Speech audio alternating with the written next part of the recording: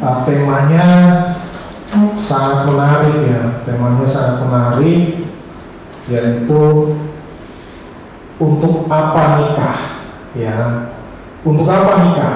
Nah, ini seru nih. Untuk apa nikah? Ya udah nikah mungkin nggak nanya lagi ya. Atau ada yang masih bertanya, kenapa saya mau nikah ya? Gitu.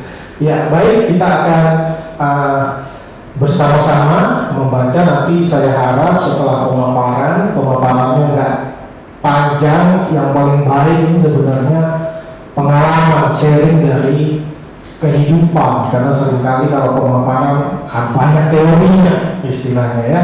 Ya, kita akan mulai dengan membaca satu bagian firman Tuhan dari Kejadian pasal 1 ayat 26 sampai 28. Saya akan bacakan bagi kita semua.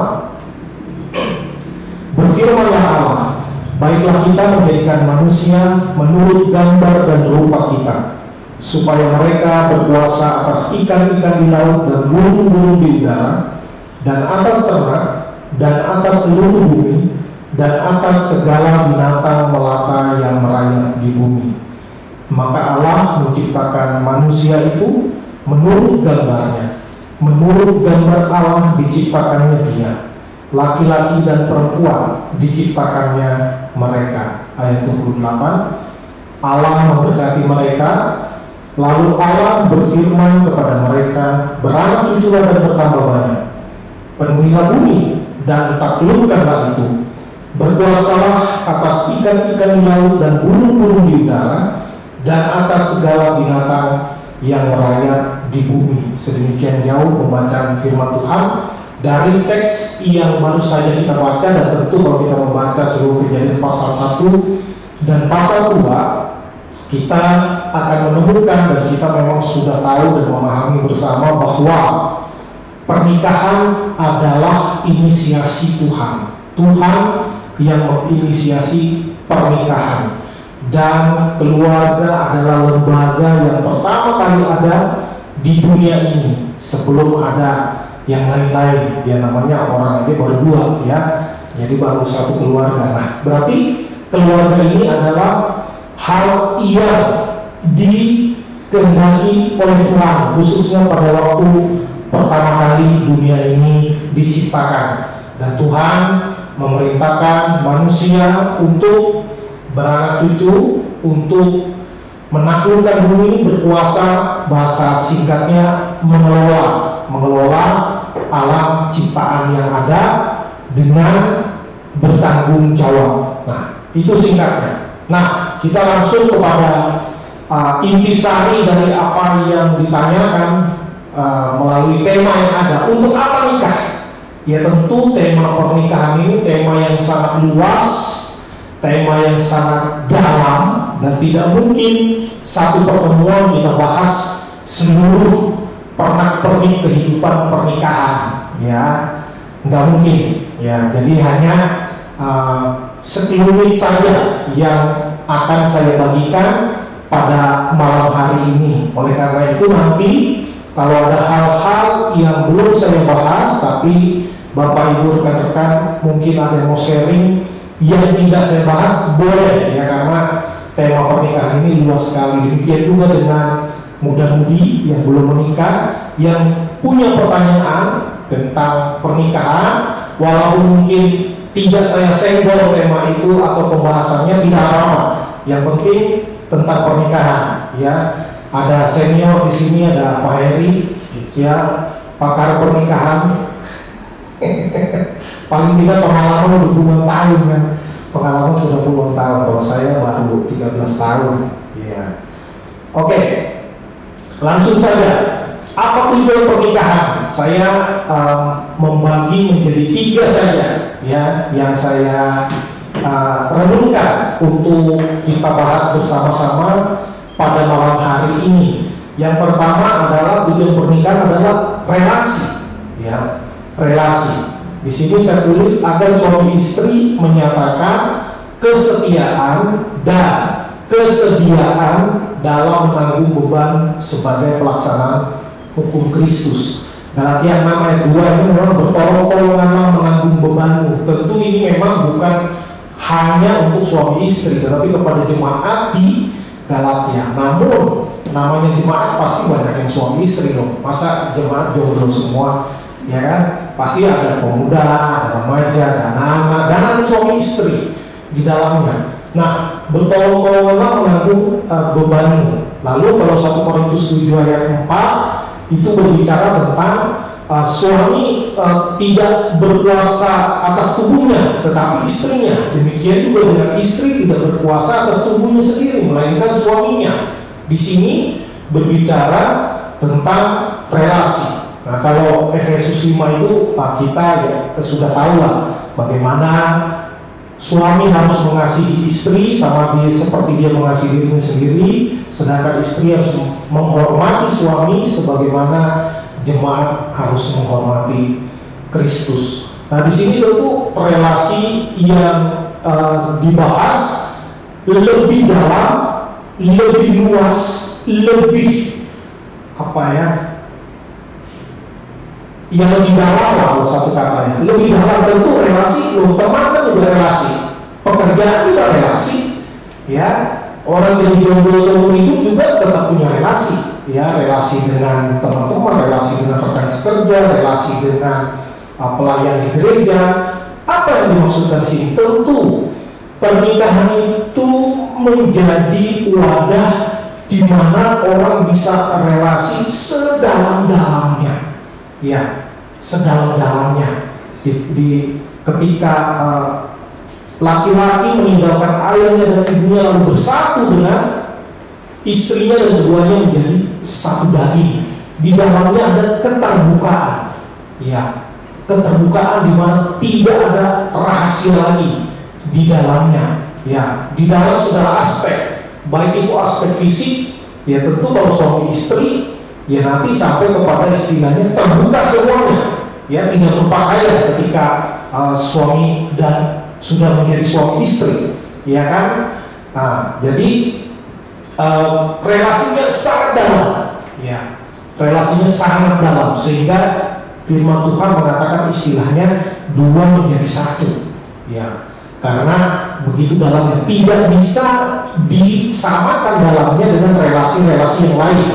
Ya, maka kehidupan pernikahan adalah wadah di mana orang bisa memiliki relasi yang paling dalam, yang paling utuh, yang paling lengkap, dan di situ tempat mengembangkan jenis-jenis kasih yang tepat seturut dengan planning ilahi. Ya, ada kasih eros. Kasih eros ini kasih yang melibatkan hawa nafsu, ya, ada nafsu di dalamnya. Nafsu itu tidak dosa, ya, nafsu itu adalah anugerah Tuhan, ya, termasuk di dalamnya ada hasrat seksual. Itu memang Tuhan yang berikan sejak permulaan manusia ada.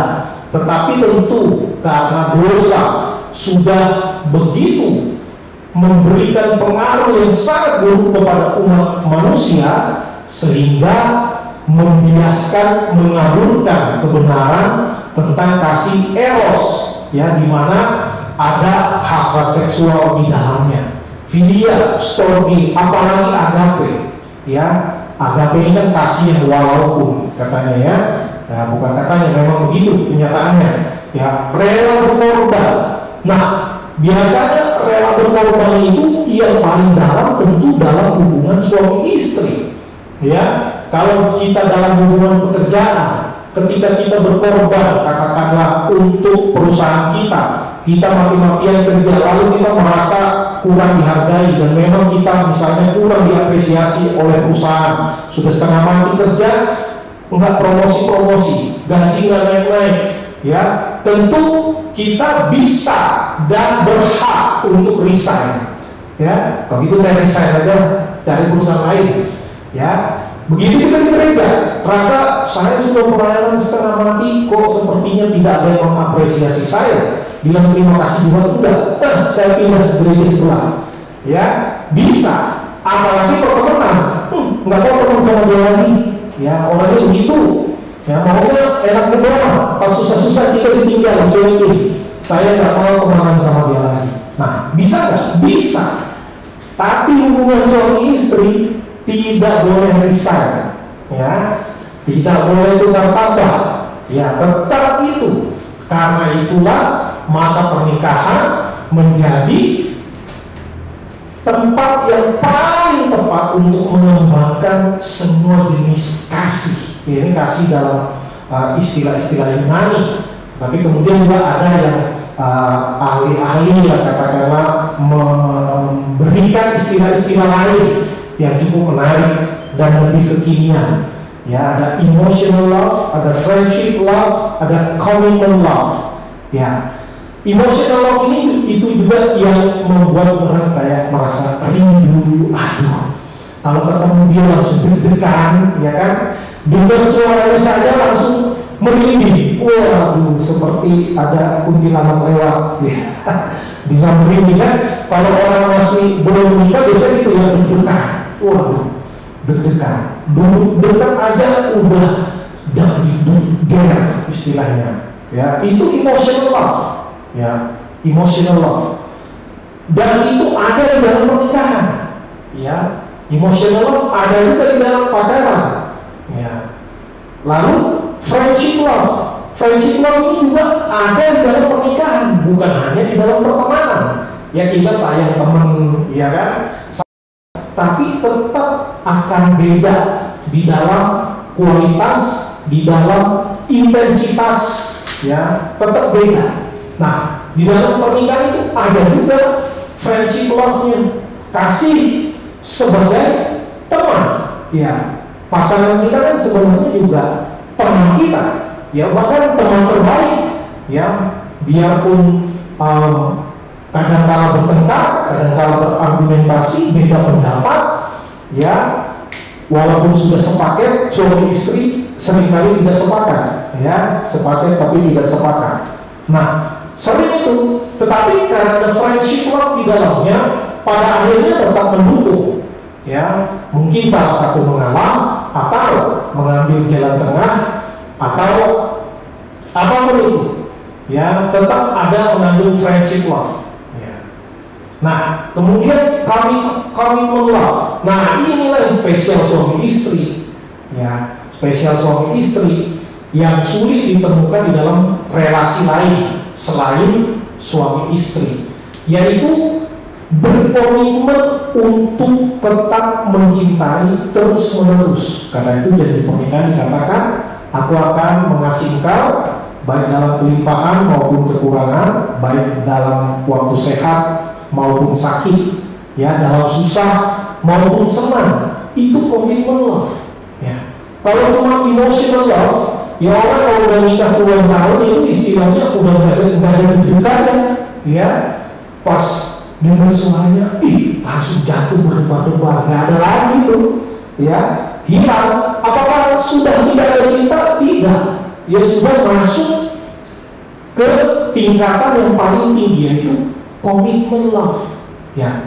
Walaupun pasangan saya mungkin secara fisik tidak menarik lagi, ya, udah nggak tirus lagi, ya, ininya pipinya, tapi udah lewat misalnya, ya. Tapi karena ada komitmen love itu jalan terus, ya. Jadi nggak perlu lagi seperti orang yang baru pertama jatuh cinta, yang emotional love, ya. Tapi komitmen. Nah, komitmen ini yang terbaik memang di dalam pernikahan, ya, terbebas, ya, tempat di mana kita bisa mengabdi, ya, mengabdikan cinta kita, cinta yang walaupun, ya, yang paling indah, yang paling dalam, tentu memang di dalam pernikahan, ya, di mana Kristus menjadi pusat dari rumah tangga. Ya, kita mungkin udah pernah dengar atau mungkin udah pernah lihat, ya, gambar segitiga gitu, ya, Tuhan yang paling atas, segitiga sama kaki lah, Tuhan yang paling atas, lalu suami dan istri di kiri dan kanan. Itu sejajar, ya, sejajar, sama derajatnya di mata Tuhan. Suami menjadi kepala tidak berarti dia menguasai dengan semena-mena pasangannya, tidak, ya. tetapi sederajat, sama nilainya di hadapan Tuhan. Hanya memang kalau kelompok tetap harus ada ketuanya, ya. Kelompok belajar di kelas, di sekolah ada ketuanya, di kantor ada ketuanya, di kemajelisan ada ketuanya. Tetapi di mata Tuhan sederajat, ya, hanya pembagian tugas saja. Maka ada kepala keluarga istilahnya, yaitu suami. Nah, tujuan yang kedua, ya, tadi yang pertama relasi. Yang kedua, tujuan pernikahan. Untuk apa nikah? Prokreasi. Ya, prokreasi ini mungkin nggak sering disebut, ya, tetapi ini istilah resminya. Prokreasi artinya menghasilkan keturunan, ya, menghasilkan keturunan. Tadi teks yang kita baca sudah dikatakan beranak cuculah dan bertambah banyak, ya, beranak cuculah dan bertambah banyak. Ini perintah Tuhan, dan sepertinya ini perintah Tuhan salah satu yang paling ditaati oleh manusia, ya, baik yang Kristen maupun yang bukan Kristen, ya. Rajin, ya, menikah, pengen punya anak, ini mimpi banyak orang, ya. Tentu salah satu tujuan pernikahan adalah untuk memiliki keturunan, ya, untuk memiliki keturunan. Dan riset membuktikan, ya, bahwa kalau pernikahan yang bahagia itu akan lebih bahagia daripada orang yang tidak menikah, ya. Tapi kalau pernikahan yang kacau, ya, memang lebih bahagia yang tidak menikah, ya. Tapi kalau berhasil membangun keluarga yang bahagia, maka itu lebih bahagia daripada yang tidak menikah, ya. Itu menurut riset dari artikel yang pernah saya baca. Dan tentu kehadiran anak akan menambah kebahagiaan, ya. Kehadiran anak akan menambah kebahagiaan, ya. Istilahnya kita melihat anak orang aja masih bayi itu kita gemes gitu kan, apalagi melihat anak sendiri, ya, pasti akan menambah kebahagiaan di dalam keluarga. Dan itu memang apa yang telah diberitakan oleh Tuhan memang demikian, ya. Namun di sini tentu tidak berarti, ya, orang yang tidak menikah berarti melanggar perintah Tuhan. Tidak juga. Kalau sekarang bumi ini memang berhampir penuh, bumi berhampir penuh. Dan di perjanjian baru juga firman Tuhan mengatakan memang ada orang dilahirkan untuk tidak menikah. Ada yang memang karena dia mau fokus melayani Tuhan saja, sehingga tidak perlu dipusingkan dengan hal memikirkan anak, mengurus anak, dan lain sebagainya. Jadi memang ada orang yang ditentukan Tuhan atau dia mengabdikan diri untuk hidup selibat, ya, tidak menikah, dan itu baik juga, ya, itu baik juga. Tetapi dalam konteks keluarga tentu mengharapkan ada yang namanya kehadiran anak, prokreasi, untuk menggantikan orang tua, karena kita kan akan meninggal nanti, ya, kita akan meninggal, ya. Salah satu pemerintah mengatakan kalau punya anak kalau bisa jangan dua, katanya, karena kalau dua anak itu tidak menambah, ya, tidak menambah keturunan, itu yang menggantikan orang tuanya ada 2 orang, kalau anaknya 2 cuma 2 ya, sama dengan tidak bertambah, ya. Katanya kalau punya anak harus lebih dari 2, ya, tetapi pemerintah bilang cukup 2 anak, ya. Tentu itu menjadi pertimbangan dari masing-masing keluarga, ya, menjadi pertimbangan dari masing-masing keluarga, karena di dalam kekristenan kita menyebutnya sebagai keluarga yang bertanggung jawab, ya, keluarga yang bertanggung jawab. Maksudnya apa? Ketika memiliki anak, maka harus memikirkan anak itu harus hidup berkualitas, ya. Jangan asal punya anak, tiap tahun punya anak misalnya, lalu tidak bisa memelihara, tidak bisa mencukupkan kebutuhan, baik kebutuhan sandang, pangan, ya, pendidikan, kesehatan, ya. Maka kalau kita tidak mampu punya anak banyak, maka nggak perlu banyak anak, ya, nggak perlu banyak anak. Tentu kondisi tiap keluarga berbeda-beda, ya. Tentu tiap keluarga berbeda-beda kondisinya, dan di sini tentu tidak berarti kalau orang menikah tidak punya anak berarti tidak sesuai dengan Tuhan, tidak juga ya, karena nanti bukan hanya prokreasi tujuan pernikahan, bukan hanya berketurunan, tadi relasi ya.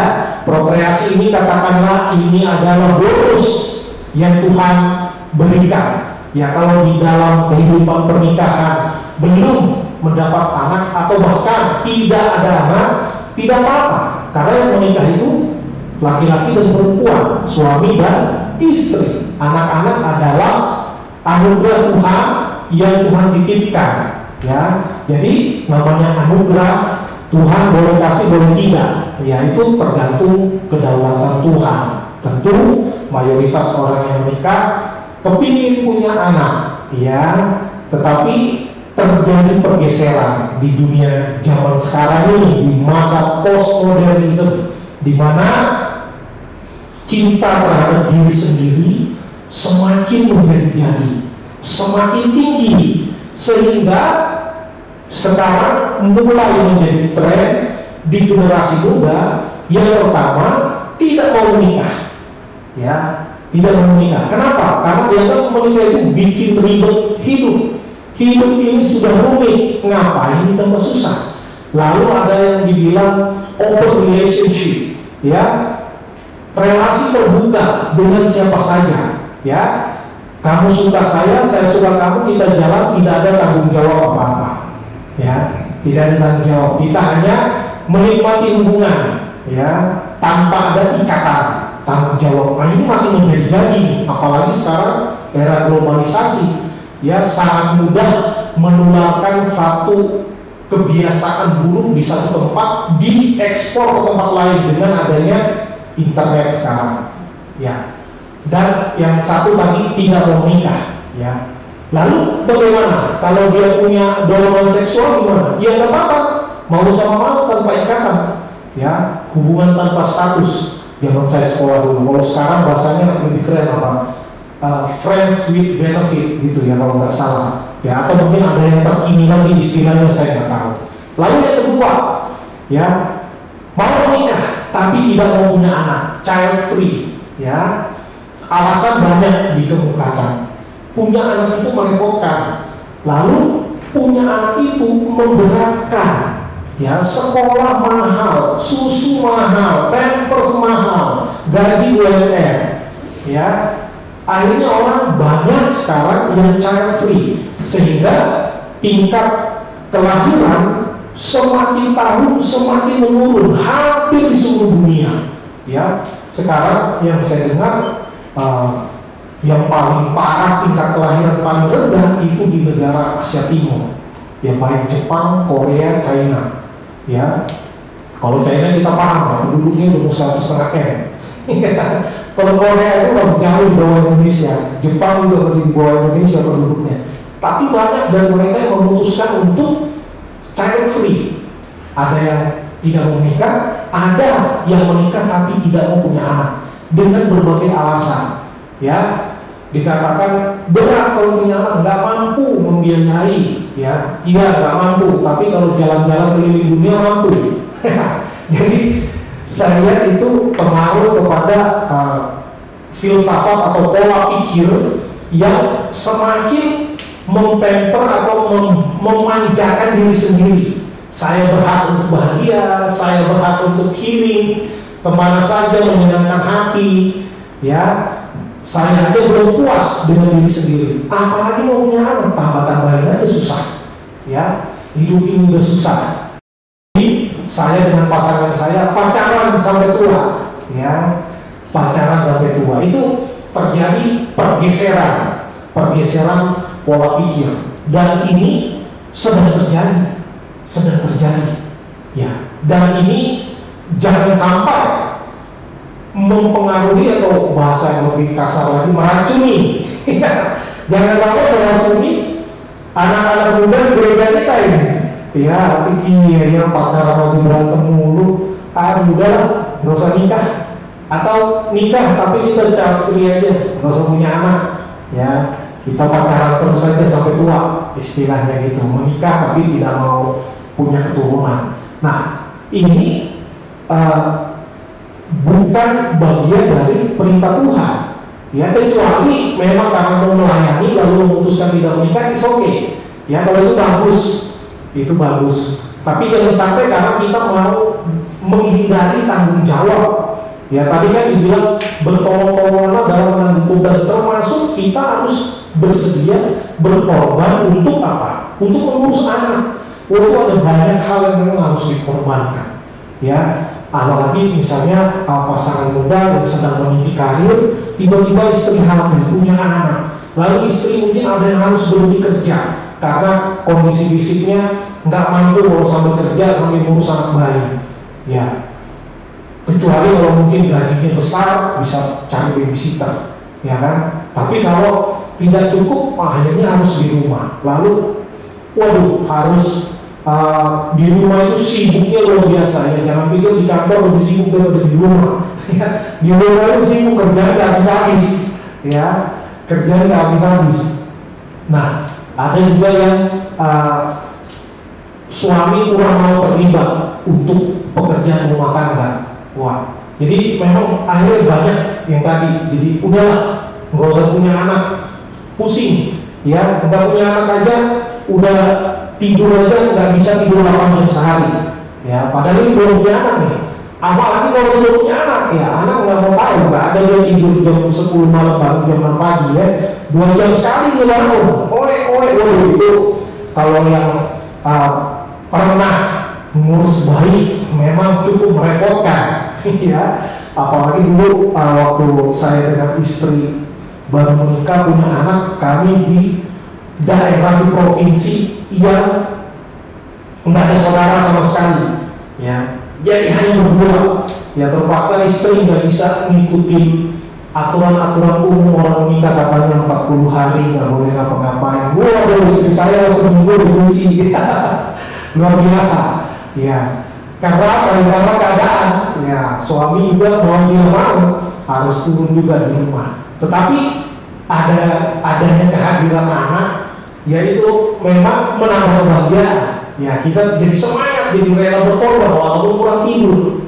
Ya, nah itu tujuan pernikahan yang kedua. Yang terakhir yang mau saya bagikan, tujuan pernikahan adalah transformasi.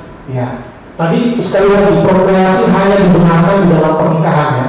Zaman sekarang makin lucu, ada orang tidak mau menikah tapi mau punya anak, ya kan? Mau punya anak tapi tidak perlu pernikahan. Ya, macam-macam tuh artis-artis olahragawan banyak yang kayak gitu. Lalu ada satu lagi tadi hal yang saya lupa bagikan. Sekarang zaman sekarang karena semakin maju, sehingga juga ada yang rekayasa teknologi ya untuk memiliki anak. Ya, dan ini memang debatable, bisa diperdebatkan. Ada yang pakai bayi tabung karena tidak bisa punya anak, misalnya. Ada yang pinjam rahim orang.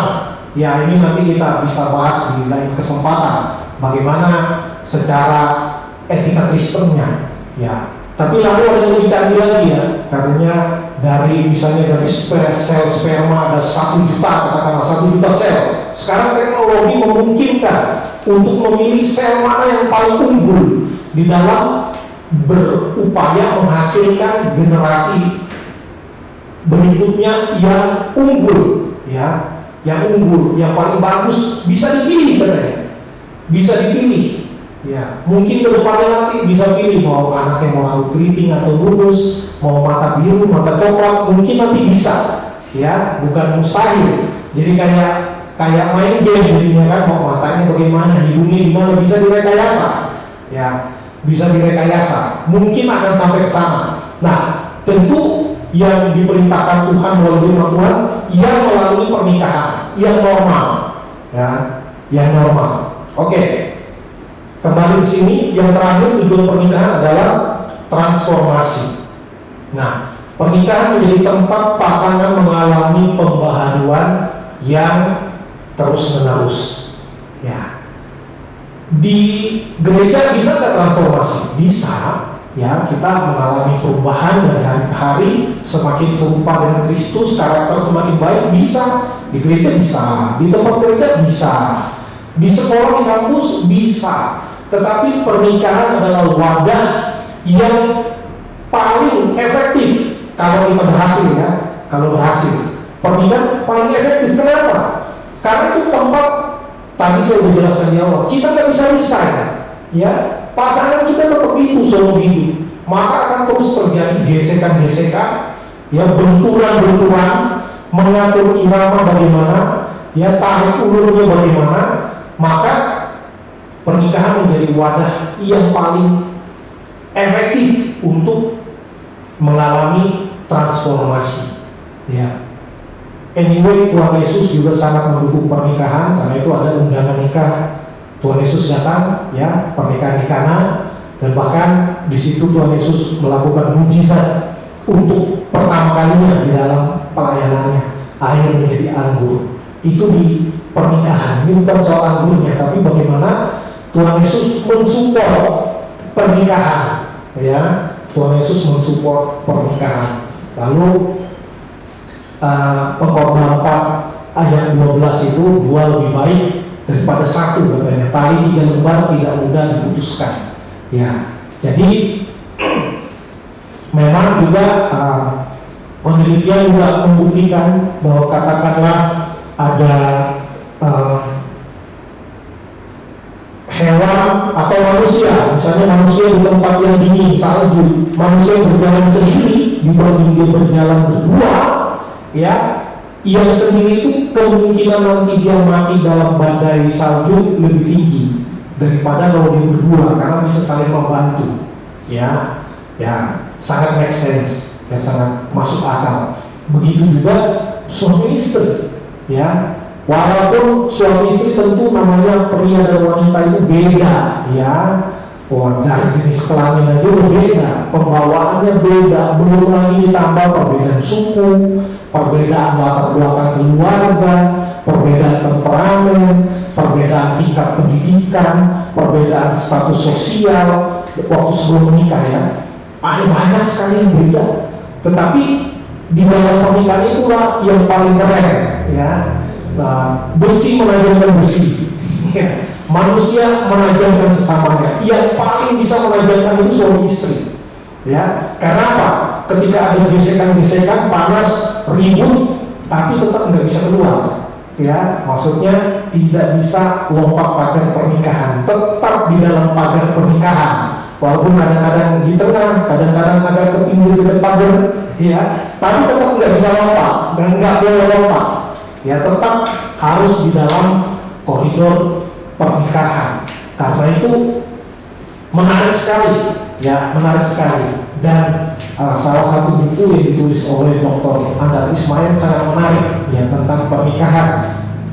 Beliau memberikan judul bukunya Selamat Ribut Rukun ya, Selamat Ribut Rukun. Jadi jangan pikir pernikahan Kristen rukun terus ya, rukun bahagia selamanya. Enggak ya, dari judulnya itu udah sangat realistis. Selamat ribut rukun ya, kadang ribut, kadang rukun, kadang sejalan, kadang berargumentasi ya, termasuk sama Tuhan. Saya sendiri dengan istri cukup sering ya, cukup sering berbeda pendapat ya. Mau kita makan di luar aja biasanya pilihannya beda pilihannya beda ya kan, seleranya ada yang sama, ada yang beda ya. Di dalam menentukan banyak hal bisa berbeda, bisa ya, tetapi justru itulah yang saling mempertajam. Kadang ada hal-hal di dalam diri saya, istri saya kritik ya, kadang waktu dikritik saya nggak bisa langsung terima ya, kadang laki-laki gitu ya, padahal tahu itu kritikannya mantap, bagus ya, tapi laki-laki barang dulu ya, nanti di dalam hati baru padahal benar yang dibilang tuh ya. Cuma pride sebagai pria ya, waduh, dipertahankan ya. Nah itu, tapi keindahan pernikahan di situ, kalau kita bisa mau bersedia memberi diri ya, saling mempertajam satu dengan yang lain. Mempertajam bukan supaya nanti tusuk-tusukan ya, bukan, supaya semakin indah. Katakanlah emas yang digosok terus, digosok terus, digosok, semakin digosok semakin berkilau-kilauan, semakin memancarkan keindahannya. Seperti itulah ya tujuan pernikahan, mengalami transformasi ya, karena yang paling dekat, paling erat, paling rapat itu memang suami istri ya, sehingga gesekan lebih mudah terjadi. Tetapi dengan gesekan itu ya kerak-kerak di dalam kehidupan kita bisa dibersihkan ya, bisa diamplas ya. Amplas itu harus nempel ya, dan amplas itu harus ditekan. Kalau nggak nempel itu bukan amplas namanya ya. Nah itulah, karena makin dekat, makin teramplas ya, yang nggak bagus bisa dikikis lalu dipoles dengan yang baik sehingga akhirnya mengkilat ya, sehingga akhirnya memancarkan keindahan ya. Jadi itu yang bisa saya bagikan. Ada 3 hal tadi: relasi, kemudian prokreasi, dan transformasi. Ada lagi nggak sih? Ya banyak ya, banyak lagi. Hanya 3 hal itu saja yang mau saya sharingkan untuk kita semua. Bagaimana dengan pernikahan Bapak Ibu? Bagaimana dengan impian rekan-rekan muda? Ya, rekan-rekan muda mendengar pemaparan singkat tadi, apakah semakin rindu memasuki kehidupan pernikahan, atau aduh kayaknya mending saya begini aja terus lah ya, lebih baik saya jadi jojoba saja, jomblo-jomblo bahagia ya, atau ijo lumut, ikatan jomblo lucu dan imut ya. Ada banyak di sini para pelaku sejarah di sini yang sudah menikah ya, yang sudah menikah pasangannya masih hidup, masih sehat ya, ada jatuh bangun, ada ribut rumbung di dalamnya, tetapi ada istilah yang mengatakan nikah itu enaknya cuma 20%. 80%-nya enak banget. Gitu ya Pak Heri ya. 80%-nya enak banget. Jadi jangan takut untuk menikah, tapi juga jangan nekat untuk menikah. Harus siap lahir batin ya, enggak harus kaya dulu, tabungan 1M baru nikah, enggak gitu juga ya. Tapi juga jangan modal begitu doang, modal iman doang, lalu nggak mempersiapkan apa-apa, itu kurang tanggung jawab namanya ya. Kita siapkan mental, siapkan emosional, dan yang pasti siapkan spiritual supaya ketika kita memasuki kehidupan pernikahan nanti, bagi rekan-rekan yang belum menikah, kita bisa meminimalkan hal-hal yang tidak perlu terjadi ya. Yang pasti jangan pernikahan dini ya, jangan pernikahan dini ya. Pemerintah juga melarang pernikahan dini, tapi teman-teman di sini rasanya nggak ada yang dini ya, udah di atas 20 semua ya, sudah matang semua, tinggal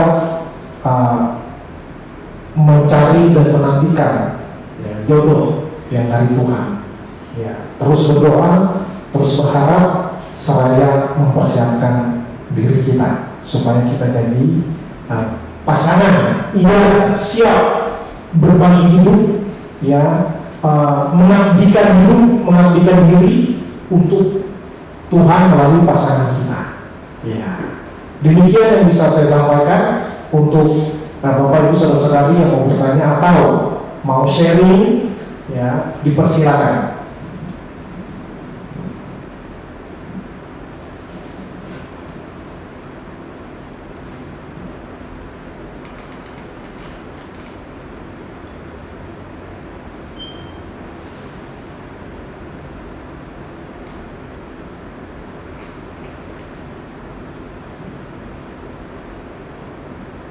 Malam Kudus sunyi senyap.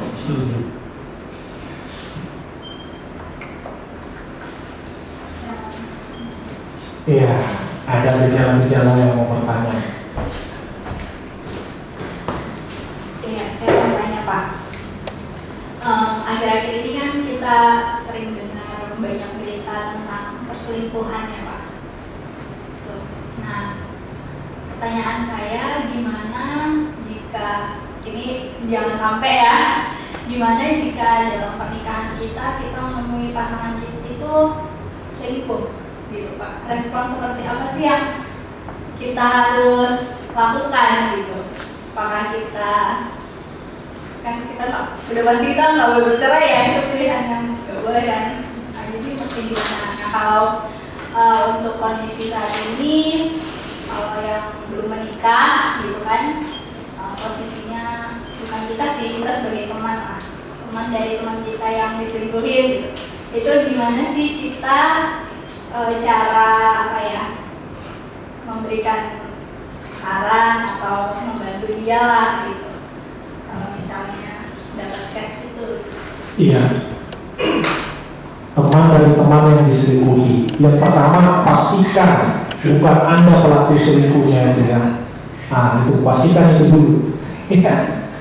Yang kedua, kalau saya pacaran lalu pacar saya selingkuh, saya putusin, ya, nggak pakai tak minggu, ya, putusin langsung. Ya, saya pernah konseling. Jadi waktu pacaran, pacarnya ini tukang selingkuh, lalu dia berharap karena masih pacaran selingkuh, ya udah namanya dia pacaran. Nanti kalau menikah enggak, menikah tetap selingkuh. Menikah tetap selingkuh karena udah jadi kebiasaan.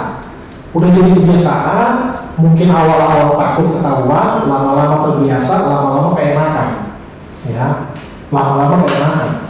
Nah, memang kita nggak bisa mengeneralisasi, lihat case by case, tetapi memang perselingkuhan atau kalau dalam kehidupan pernikahan, perzinahan itu adalah sesuatu yang paling berdampak besar dan paling merusak di dalam hubungan. Saking merusaknya, Musa aja, Nabi Musa udah pusing ngurus bangsa Israel soal perzinahan, sampai akhirnya quote unquote Nabi Musa memberikan jalan tengah, ya tentu bukan kehendak Tuhan, surat perceraian diberikan kalau karena kasus zina dan atau selingkuh dari pasangannya. Karena memang siapa sih yang mau diselingkuhin? Nggak ada yang mau, ya. Dan ini masih sakit rasanya, dan memang ini hal yang nggak gampang, ya, hal yang nggak gampang. Dan saya yakin memang kalau kita ngomong ampuni aja, ya, harus mengampuni 70 dari 7 kali. Oh iya, teorinya memang benar sekali.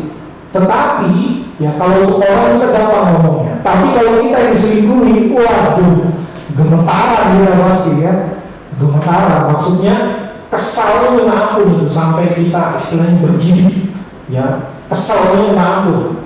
Ya, memang nggak gampang, dan saya yakin orang yang diselingkuhi butuh waktu, mungkin lama sekali baru bisa memulihkan kepercayaan.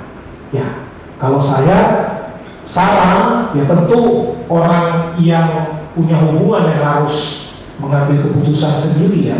Kalau saya sendiri, saya punya pacar selingkuh, saya putusin, ya, saya putusin. Supaya apa?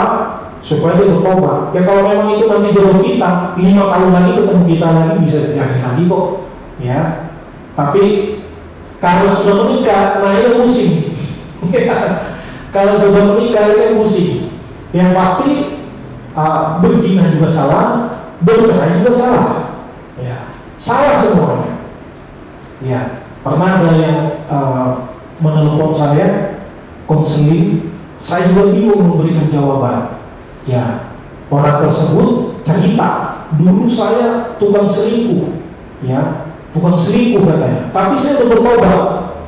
Lalu sekarang istri orang yang minta konseling ke saya, dia bilang sekarang istri saya tukang selingkuh, dia udah gak tahan lagi, padahal saya udah bertobat katanya.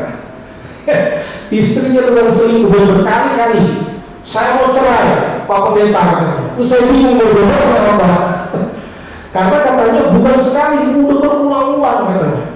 Dan baru saya temukan lagi, selingkuh lagi dia katanya. Lalu ngomongnya seperti biasa, kilaf katanya.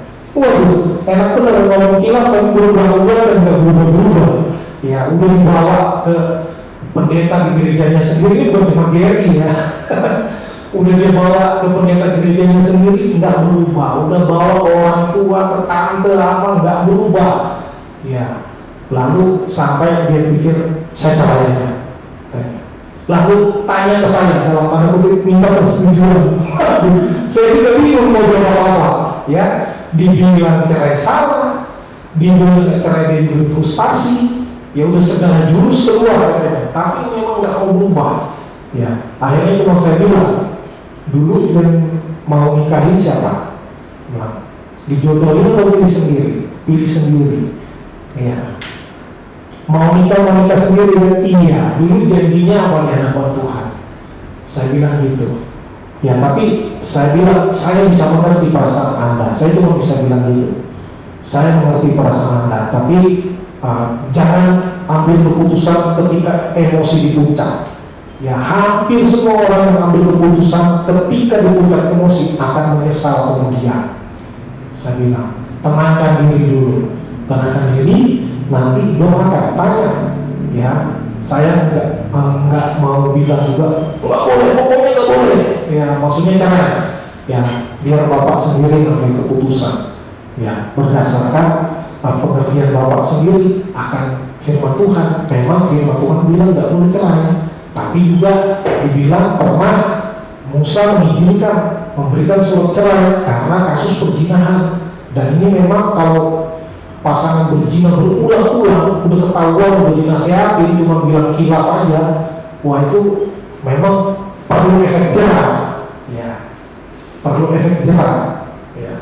Jadi kalau punya pasangan, ya tergantung. Kadang-kadang ini kalau masalah di dalam berpacaran, kadang pacarnya selingkuh, si katakanlah pria selingkuh, pacarnya yang wanita sulit melepaskan. Kadang-kadang karena apa? Karena hubungannya kadang udah terlalu dalam. Ya, sudah sampai hubungan suami istri misalnya. Jadi dia mau lepaskan, siapa lagi yang mau sama saya? Ya, saya udah gak ada rahasia lagi antara kami berdua. Ya, udah seperti suami istri. Maka kadang sulit melepaskan. Ya, kalau bagi saya kalau masih pacaran, biarpun udah sejauh apapun, lepaskan aja. Ya, yang penting kita sudah bertobat. Dan dengan melepaskan itu biar memberi waktu bagi orang tersebut dan dia boleh membereskan dirinya di hadapan Tuhan. Ya, perkara nanti kembali lagi kepada orang yang sama-sama bertobat lalu kembali lagi, ya nanti itu tergantung pimpinan penyertaan Tuhan bagaimana. Ya, jadi memang nggak gampang ya soal perselingkuhan ini, nggak gampang. Ya, dan kalau seperti tadi teman kita gitu ya, kasih nasihat lebih baik terbuka aja. Kalau masih pacaran juga selingkuh, jangan nikah sama orang itu. Ya, most likely dia akan selingkuh lagi ketika menikah. Ya, gitu. Jadi apapun resikonya, sayang dia orang kaya, orang kaya, iya. Ya udah pisah aja daripada kita menderita seumur hidup ya. Ya, kalau salah pilih jurusan kuliah menyesalnya 4 tahun. Ya, kalau salah menikah itu sampai mati ya. Seumur hidup. Ya, daripada kita kena hukuman seumur hidup, lebih baik kita pisah kalau masih pacaran. Walaupun dia cantik, ganteng, kaya, sukses, ya lepaskan saja. Ya, karena orang cakep sebentar bisa jadi jelek. Ya, dia naik motor mukanya digaruk aspal udah jelek. Ya, kaya lalu kena tipu, bangkrut, udah miskin. Ya, tapi karakter itu yang lebih utama, yang lebih bernilai. Saya pikir mungkin itu jawaban saya. Bapak Ibu yang mau menambahkan, silakan. Ada Pak Pendeta Nelson juga. Saya panggilan. Pak Oscar, Bapak. Ya, silakan Pak.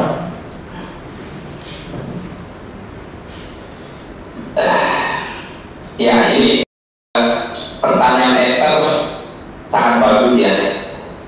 Dan menurut saya ini tidak rahasia lagi gitu ya. Dan sering kita jumpai bahwa hal itu sering terjadi. Nah, lalu bagaimana kita supaya tidak terjadi hal itu? Namanya menurut saya masa pacaran, itu sangat penting untuk mengenal satu dengan yang lain. Yang terlebih apa? Buat saya yang terpenting adalah pengenalan akan Tuhan. Nah, ketika pasangan atau calonnya kita atau orang yang kita kenal atau boleh katakanlah pacar, kalau pacarnya adalah orang yang benar, yang takut akan Tuhan, nggak mungkin selingkuh, ya kan? Dan kebiasaan, nah menurut saya orang yang takut akan Tuhan pasti tahu bahwa ketika dia menyatakan perasaan cintanya kepada seseorang, artinya dia hanya menyatakannya kepada satu orang, tidak mungkin menyatakan hal itu lagi pada yang lain. Nah itu, oleh karena itu makanya di dalam penentuan pilihan, makanya tidak salah kalau menurut saya kita mengenal banyak orang, tidak salah. Di sambil kita berdoa memilih yang terbaik yang Tuhan kasih yang mana, ya. Jadi seleksi awal itu sangat ketat dan menurut saya penting sekali, terlebih pengenalan akan Tuhan, sehingga pasangan yang harus pada yang sama-sama mengenal akan Tuhan. Jadi oleh karena itu saya menyampaikan bahwa kalau kita harus benar-benar yang seiman, ya, itu yang terpenting untuk seiman, sama-sama percaya dalam Tuhan dengan baik dan benar. Lalu yang kedua, ketika sudah masuk ke pernikahan, kalau menurut saya, ya, terus juga nanti akan sampaikan dasar dari Alkitab bahwa tidak ada kata perceraian. Musa memberikan izin untuk perceraian karena kedegilan hati, ya, kedegilan hati bangsa Israel. Kenapa saya bilang bahwa tidak ada perceraian? Nanti Hosea menggambarkan bahwa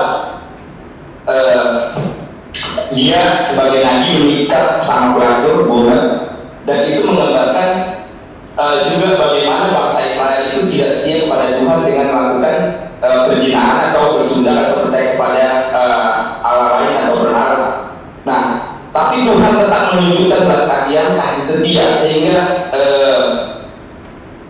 sehingga orang Israel itu tetap mendapat belas kasihan dan pada akhirnya ditolongkan. Nah, menurut saya itu adalah gambaran bagaimana kesetiaan Tuhan terhadap umatnya. Nah, demikian juga halnya dengan kita. Kalau kita sudah diberkati di dalam Tuhan, benar-benar sudah diberkati dalam gereja, dan kita itu, buat saya, menurut saya tidak ada kata perceraian. Nah, lalu bagaimana kalau ada orang yang selingkuh? Ya mungkin tugas kita untuk menyampaikan firman Tuhan. Kalau terjadi kekerasan dalam rumah tangga, mungkin ada, menurut saya ada bisa rumah tangga tapi bukan bercerai. Kira-kira begitu Pak dari saya. Terima kasih. Iya, terima kasih sharing dari Pak Oscar. Mungkin dari Bapak Ibu ada yang mau menambahkan atau ada yang mau bertanya atau mau sharing pengalaman, baru pengalaman selingkuh, ya. Mungkin nggak ada yang berpengalaman, ya.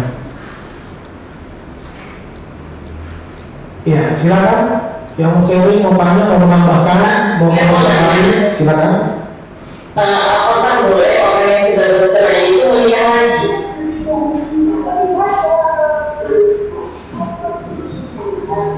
Iya. Mungkin Pak Heri mau jawab, sudah sembuh Pak Heri. Silakan Pak. Aduh, dikasih kesempatan jawab. Terima kasih Pak Pendeta. Bu Mei, sebelum jawab pertanyaan Bu Mei, saya cuma mau sampai sedikit. Tadi Pak Oscar sudah jelaskan yang lebar dengan Pak Geren. Saya mau menyampaikan itu anak-anak muda yang belum menikah. Waktu kamu pacaran, kamu kan tahu bahwa memilih dengan tepat yang sesuai dengan perintah Tuhan, yang seimbang, seiman, ya seperti itu. Tapi jangan kecelek, misalnya begini, yang seiman itu belum tentu satu gereja, ya. Jadi satu gereja sama-sama ibadah itu belum tentu seiman. Makanya perlu bergaul dekat, melihat dengan sungguh-sungguh apakah calon kita sudah lahir baru atau belum. Itu sangat penting. Dan saya punya keyakinan bahwa kalau sudah pasangan kita sama-sama kita sudah lahir baru, benar-benar mengikut Kristus yang sejati dalam pemahaman maksud saya itu bukan Kristen KTP. Di gereja itu banyak aktivis, ya, tapi belum tentu itu benar-benar udah lahir baru. Itu yang saya selalu mewanti-wantikan, hati-hati. Karena kalau saya punya satu keyakinan, kalau sudah memang seiman dari sudah sama-sama lahir baru, kalau tergelincir jatuh dalam dosa, mungkin pasti masih mungkin, meskipun 0,00 sekian persen, kemungkinan itu orang bisa jatuh ke selingkuh itu bisa saja dan tidak. Tetapi saya punya satu harapan dan keyakinan bahwa itu pasti akan berbalik kepada Tuhan. Karena anak-anak Tuhan sudah lahir baru, punya kepekaan, ada Roh Kudus yang tinggal sama dia selama-lamanya untuk memimpin, untuk bertumbuh di dalam Tuhan. Itu keyakinan saya. Tapi kalau jatuh terus kalau bangun perlu dipertanyakan pertobatannya udah lahir baru atau belum, seperti itu. Nah, sekarang saya kembali ke pertanyaan Bu Mei. Kalau udah cerai boleh nggak kawin lagi gitu ya? Boleh menikah tidak? Firman Tuhan bilang nggak boleh, kecuali pisahnya karena maut. Salah satunya meninggal, ya, itu lain. Dengan cerai itu apa? Firman Tuhan coba kita lihat di Kejadian 2 ayat 4 coba. Ini bagus banget ya. Dikutip juga sama Tuhan Yesus ya di dalam Injil juga ada. Sebab itu seorang laki-laki akan meninggalkan ayahnya dan ibunya dan bersatu dengan istrinya sehingga keduanya menjadi satu daging. Tuhan nggak bilang satu itu sampai 2 istri, ya, atau satu perempuan ambil 2 suami. Juga tidak demikian. Tetapi firman Tuhan jelaskan satu, dan satu laki-laki mengambil satu perempuan atau sebaliknya, dan 2 itu menjadi satu. Nah ini kan yang tadi Pak Pendeta Kero sudah singgung di awal. Ini pernikahan yang satu lembaga pernikahan yang diresmikan Tuhan sejak awal seperti itu. Tuhan ingin yang seperti ini. Tuhan tidak ingin kita menikah terus cerai, menikah lagi. Itu namanya apa ya? Bukan satu dengan satu menjadi satu, ya, satu pasang menjadi satu. Nah itu boleh ibaratnya kalau satu kalau kita bahasa kasarnya satu binatang itu bisa dikawin kawin, anaknya sendiri bisa dikawinin seperti itu. Nah kita nggak seperti itu ya. Tuhan tetapkan dari dalam Kejadian 2 ayat 24 tadi jelas sekali bahwa memang cuma satu Tuhan mau kita pilih, ya, dan sudah diberkati, artinya disahkan di gereja, ya, disaksikan oleh jemaat, dan Tuhan sudah menyatukan, dan yang disatukan Tuhan tidak boleh dipisahkan, katanya kan, hanya maut yang boleh memisahkan. Saya kira itu tegas sekali, jelas di dalam kitab sudah jelaskan kalau cerai nggak boleh menikah lagi, ya. Saya kira itu aja Pak. Silakan Pak Pendeta Galen atau Pak Pendeta Nelson yang menambahkan. Terima kasih.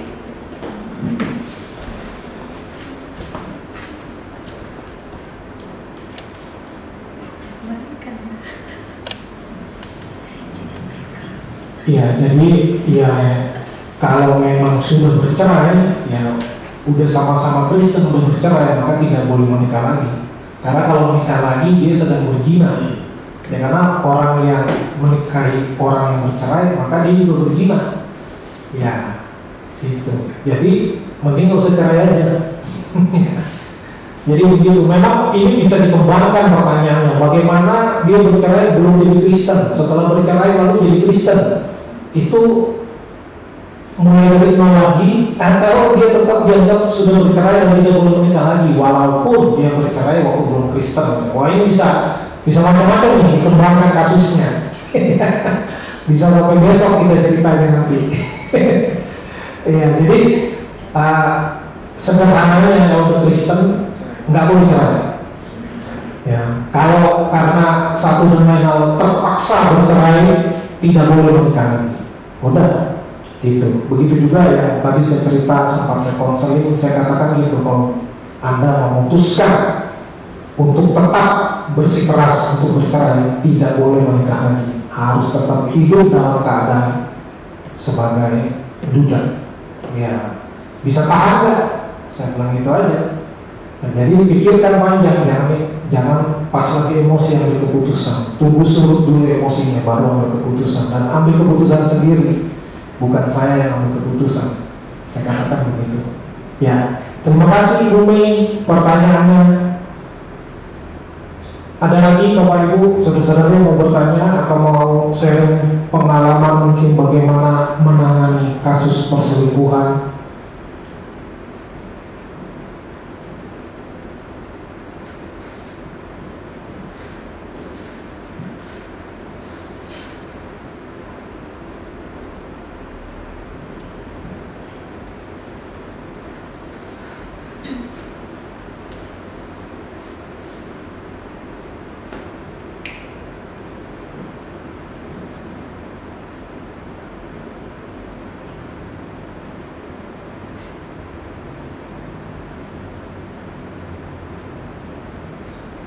Tanya ke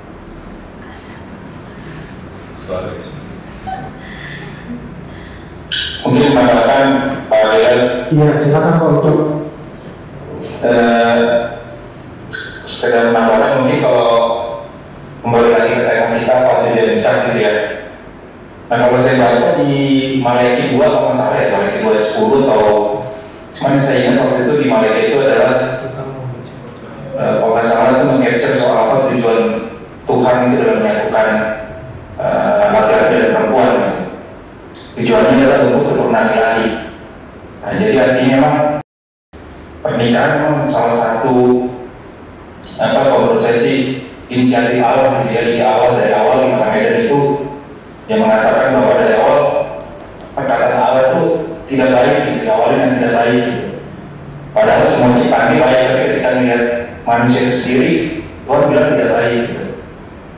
Nah, kembali lagi ke malaikat tadi juga tujuannya adalah menciptakan keturunan ilahi. Jadi kalau menurut pemahaman saya sih memang salah satu tujuan dari pernikahan juga bagi kita umat punya Tuhan adalah menciptakan keturunan ilahi. Keturunan ilahi maksudnya adalah anak-anak yang takut akan Tuhan, anak yang selalu mendengar Tuhan gitu. Jadi itu sungguh mulia sih sebenarnya, dari awal rencana Tuhan buat kita itu sungguh sangat mulia sekali, luar biasa. Jadi yang belum nikah cepat-cepat nikah. Jangan cepat-cepat nikah ya maksudnya. Nanti salah tangkap kalian. Maksudnya kalau bagi itu tadi kata kalian B15 2 hari baru, tidak perlu tunda-tunda. Kadang-kadang kita juga mikir, saya belum punya rumah Pak, saya belum punya apa, saya belum ini, jadi kayaknya anak orang nanti saya mau kasih makan apa gitu ya. Kadang-kadang kan jadi barrier juga bagi pasangan muda-mudi itu untuk melangkah maju gitu. Padahal sebenarnya udah siap secara mental, tapi kalau ngumpul secara materi dia belum siap gitu. Nah, jadi mungkin kalau aja sih, kalau dari saya sih tambahan kepada pasangan muda-mudi yang sedang berencana untuk melangkah untuk lebih maju. Mungkin itu aja sih dari saya, Pak Gil. Terima kasih. Iya, terima kasih Pak Ucok. Jadi tadi yang keturunan ilahi itu di Malayaki 2 ayat 15, dan di ayat 16-nya dikatakan Tuhan membenci perceraian. Kok Tuhan membenci berdosa loh? Tuhan membenci dosa, ya. Tidak mungkin mengasihi dosa, pasti membenci dosa, tapi mengasihi orang berdosa. Dan perceraian adalah hal yang literally dikatakan Tuhan membenci perceraian. Malayaki 2 ayat 16. Terima kasih Pak Ucok, tambahannya luar biasa. Ya, jadi menikah bukan dicepat-cepat dan juga tidak ditunda-tunda. Jadi gimana dong? Pada waktu Tuhan, tahu kita masing-masing.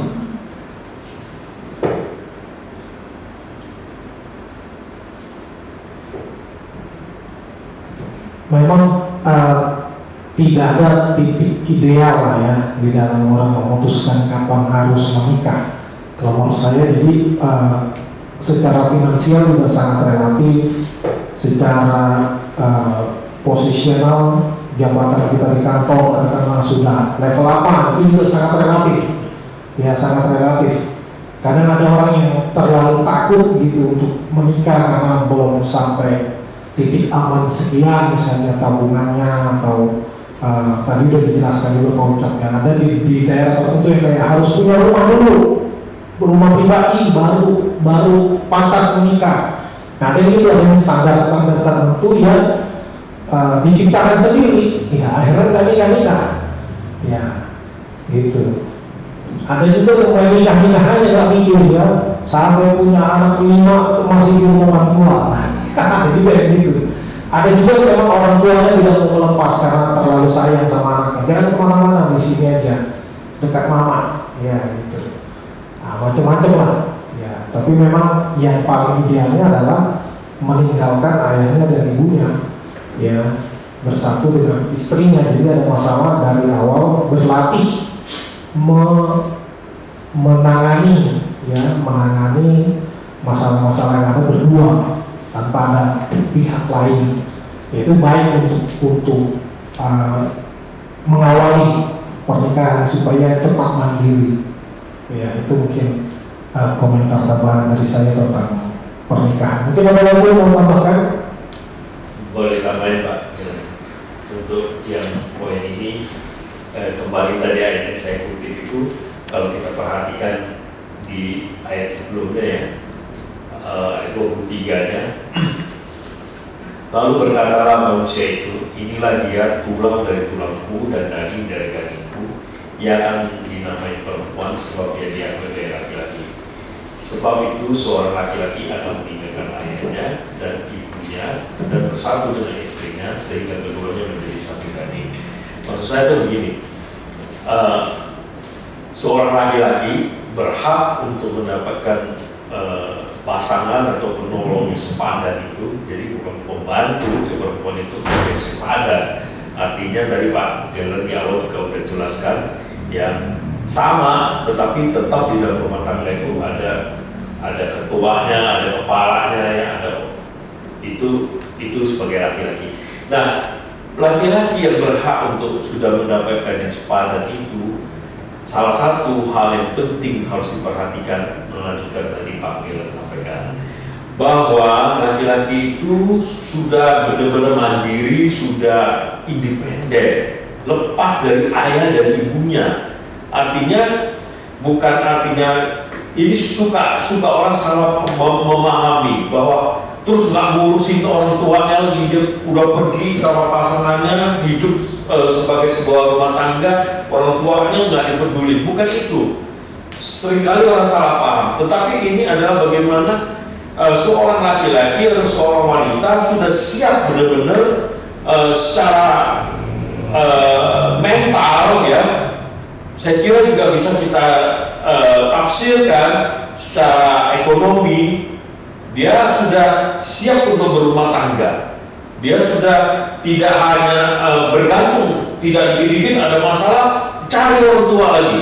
Tetapi mereka sudah benar-benar dewasa di dalam hal bisa bersama berdiskusi, mengambil keputusan, menghadapi setiap permasalahan di dalam hidup mereka sebagai rumah tangga suami istri.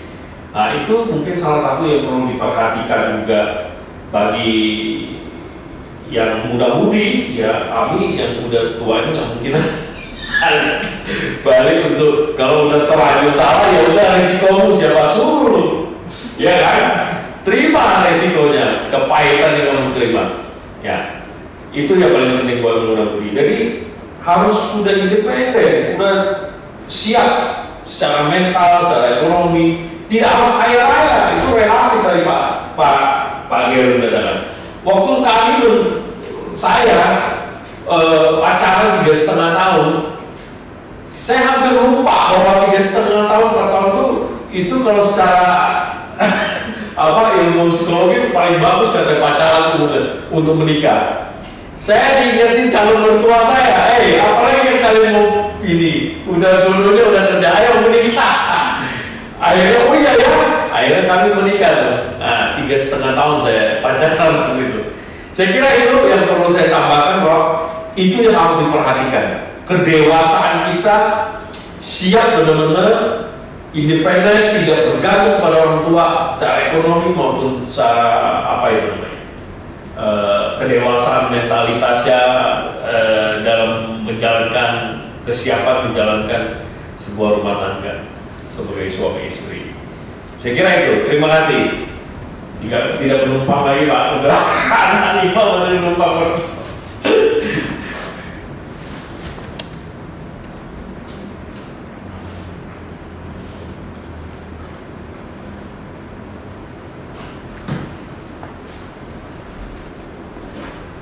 Ya, apakah masih ada yang mau bertanya atau sharing pengalaman? Iya, Pak Jolen saya ya. Terima kasih Bapak Ya, Ibu. silakan Bu, gimana Bu pengalaman dengan Bapak? Ya, sangat menarik ya. Jadi kita mau flashback ya. Ini luar biasa. Panggilan hidup ya, tujuan hidup orang menikah itu untuk apa? Ya tadi sudah dijelaskan di dalam Kejadian dan Pak Heri tadi kembali mengingatkan harus lahir baru dulu. Ya bagi kaum muda, ya saya dulu cita-cita mau menikah harus orang yang sudah lahir baru, orang yang takut Tuhan. Ya, kenapa? Karena kalau orang yang takut Tuhan dia tidak akan sembarang. Yang gak ada pasangan di situ dia gak akan sembarang main mata dengan orang lain. Ya, jadi syarat untuk menikah adalah satu yaitu takut akan Tuhan. Ya perhatikan baik-baik untuk yang masih single saat ini, ya adik-adik itu penting sekali. Ya karena takut akan Tuhan itu permulaan pengetahuan. Ya jadi itu fondasi hidup. Nah, yang kedua adalah membuat orang mau menikah itu kan sebuah kebahagiaan. Yaitu untuk apa sih? Ya saya sangat suka dan membuat saya juga kenapa saya harus menikah. Ya kenapa membuat saya mau menikah. Dan saya masih ingat firman Tuhan ini. Jadi saya kembali diingatkan. Ya saya 43 ayat 6 saya akan baca dan 7. Aku akan berkata kepada utara, berikanlah, dan kepada selatan, janganlah tahan-tahan. Bawalah anak-anakku laki-laki dari jauh, dan anak-anakku perempuan dari ujung-ujung bumi. Ini luar biasa. Ya, kita dinyatakan sebagai anak laki-laki dan anak perempuannya Tuhan.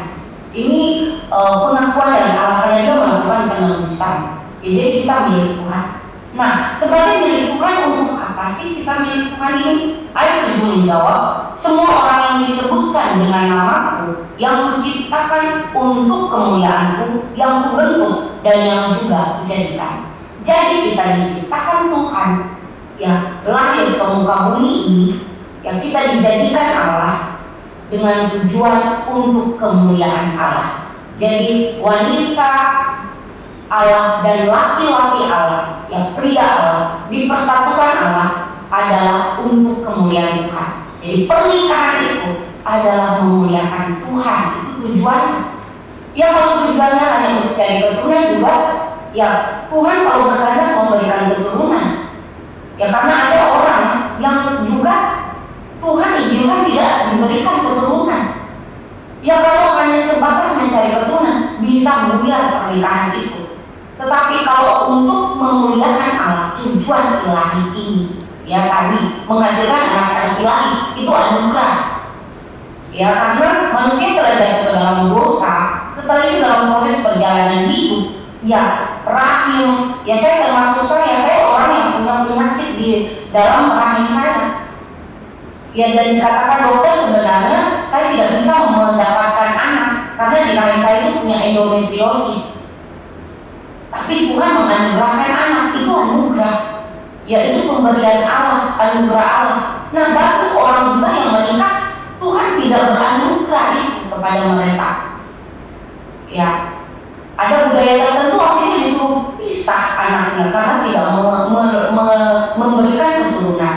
Tetapi kalau orang percaya kepada Kristus, dia diciptakan dan pernikahan itu adalah untuk kemuliaan Tuhan bersama-sama. Ya seperti segitiga tadi adalah untuk kemuliaan Allah, melakukan apa yang menjadi kehendak Allah, meninggikan dan memuliakan dia di dalam pernikahan itu. Nah penjabarannya itu nggak mudah ya, tadi sudah praktis dinyatakan. Ya dan itu tidak mudah, saling menggesek satu akan yang lain. Tetapi itu memperindah, ya pernikahan itu memperindah, mempercantik, mempertampan karakter, ya sampai kita dipanggil Allah, Tuhan bilang sudah selesai, sudah waktunya, karena hidup kita hidup yang memuliakan Tuhan. Gitu. Dari saya sih, saya kembali diingatkan ya untuk